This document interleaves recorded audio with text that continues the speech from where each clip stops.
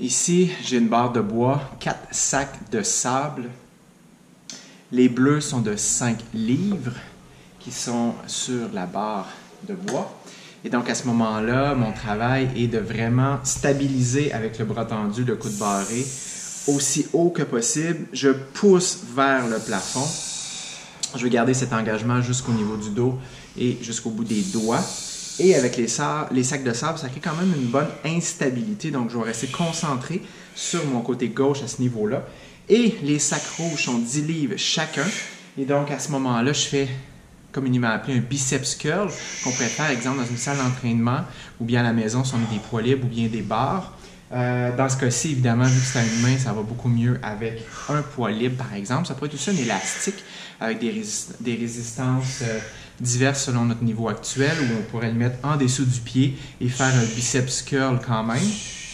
Et donc, à ce moment-là, je travaille de façon différente. D'un côté, je suis dans une absence de mouvement, si je puis dire, ce qui ne veut pas dire que je ne suis pas actif pour maintenir cette ligne de force. Et de l'autre côté, je suis à faire un mouvement actif où je suis en mouvement concentrique, excentrique, où je rapetisse et j'allonge le muscle, les muscles. Et je dois toujours aussi m'assurer de bien serrer les sacs de sable. Donc, je travaille ma force de préhension quand même de belle façon, fermement. Vu que c'est des sacs de sable, ça a tendance à bouger dans la main. Et là, je sens vraiment bien l'action de mon pouce en plus des 4 autres doigts pour non seulement tenir fermement les charges, les sacs de sable, mais aussi arriver à le faire pendant une action avec une flexion à l'articulation du coude.